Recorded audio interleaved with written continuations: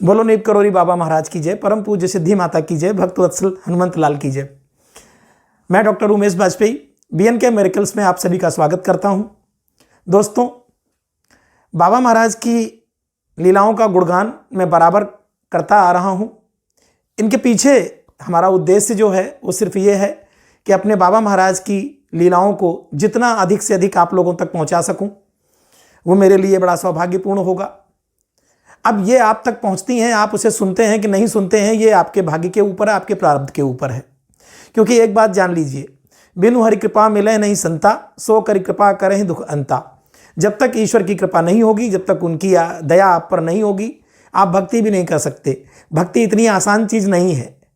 पूजा करना और भक्ति करना बहुत बड़ा अंतर है। जब तक हमारे आराध्य की, हमारे पवन पुत्र की, उनकी कृपा आप पे नहीं होगी, तब तक आप उनके बारे में चिंतन भी नहीं कर सकते। तो अब आप कहेंगे कि उनकी कृपा कैसे हो? तो उनकी कृपा पाने के लिए हम कई बार कह चुके हैं कि आप पहले तो एक सामान्य इंसान की तरह, एक सामान्य मानव की तरह, क्योंकि देखो हम में आप में बहुत सी बुराइयां हैं। ऐसा नहीं है कि मुझ में बुराइयां नहीं है, मुझ में भी बहुत सी बुराइयां हैं। परंतु हम अपने आराध्य से जब प्रार्थना करते हैं तो हम यही कहते हैं कि हे प्रभु, हमें सद्वाणी दो, सद्वचन दो, सद्गुण दो और समदृष्टि दो। हमें ऐसा बना दो प्रभु कि हमें किसी में बुरा दिखाई ही ना पड़े, हम जिधर भी देखें हमें अच्छा ही दिखाई पड़े। तो ये प्रार्थना हम भी करते हैं अपने आराध्य से, और ये प्रार्थना जितने सच्चे मन से आप करोगे उतनी जल्दी प्रभु की कृपा होगी।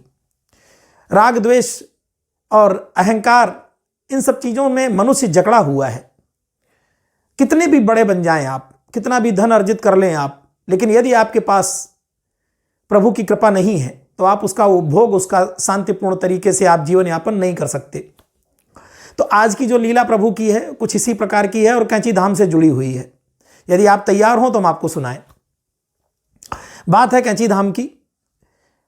महाराज जी अपने अनन्य भक्त, या ये कहें अनन्य साथी मुखर्जी दादा, ये चित्र में देखिए आप, तो ये मुखर्जी दादा वही हैं जो 4 चर्च लेन में, जिनका आवास प्रयागराज में है, तब भी था, आज भी है। और मुखर्जी दादा बाबा के बहुत प्रिय जो है भक्तों में से एक थे। बाबा जब रहते थे प्रयागराज में तो मुखर्जी दादा के यहाँ पे ही उनका पूरा सब रहना और भंडारा करना उनका वहीं चलता था, पूरी लीलाएं। तो मुखर्जी दादा और महाराज जी दोनों लोग कैंची में मंदिर से निकल करके बाहर रोड पर आते हैं। बाहर एक कार खड़ी थी, उस कार में बैठ करके और भुवाली की तरफ जाने के लिए तत्पर थे। अब आगे क्या क्या होता है कि उस समय जो है एक पांडे जी थे, और वो पांडे जी केंद्रीय सरकार में सचिव के पद पर थे, और वो सपरिवार दिल्ली से बाबा महाराज के दर्शन करने के लिए आए थे। बाबा महाराज की इच्छा के बिना न तो कोई उनके दर्शन कर सकता था और ना ही उनसे कोई मिल सकता था। उमानाथ पांडे उनका नाम था। वो आते हैं और कैंची मंदिर के ठीक पहले मोड़ है, तो उसी मोड़ पर वो गाड़ी को रोक देते हैं, रुकवा देते हैं, क्योंकि उनके मन में ऐसा था, उन्होंने देखा कि गाड़ी जो है कैंची धाम दरबार के बाहर खड़ी है और उसमें महाराज जी बैठने जा रहे हैं और कहीं जा रहे हैं। तो उन्होंने गाड़ी को पहले ही रोक लिया। उनके मन में ये आया कि अगर हम वहां तक चलते हैं तो महाराज जी बैठ करके निकल जाएंगे और हमें दर्शन नहीं मिल पाएंगे।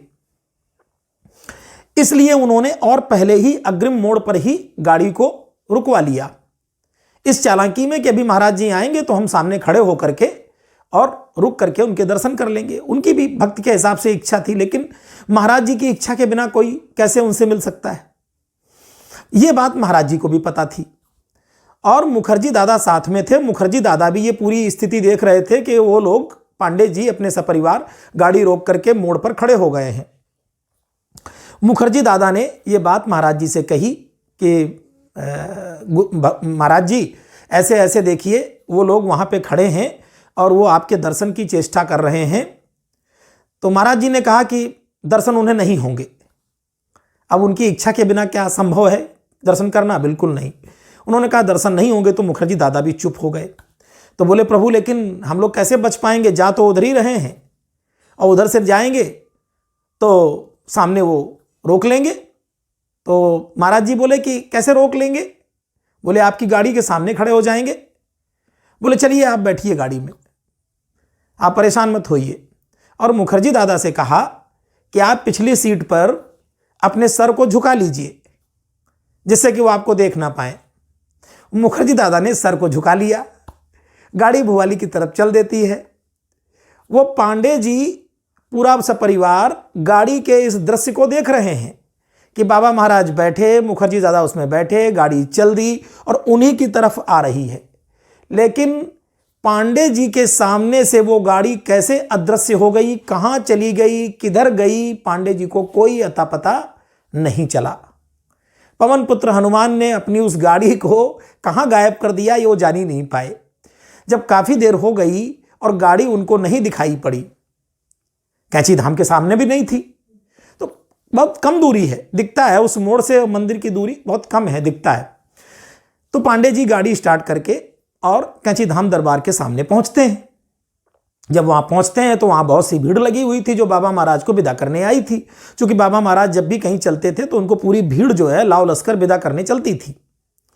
तो उनसे उन्होंने पूछा कि अभी महाराज जी थे, गाड़ी यहां से निकली, कहाँ गई? तो उन लोगों ने कहा कि आप लोग वहां खड़े थे, आप ही के सामने से तो गई है। बोले हमारे सामने से गई, हम लोग तो देख ही नहीं पाए।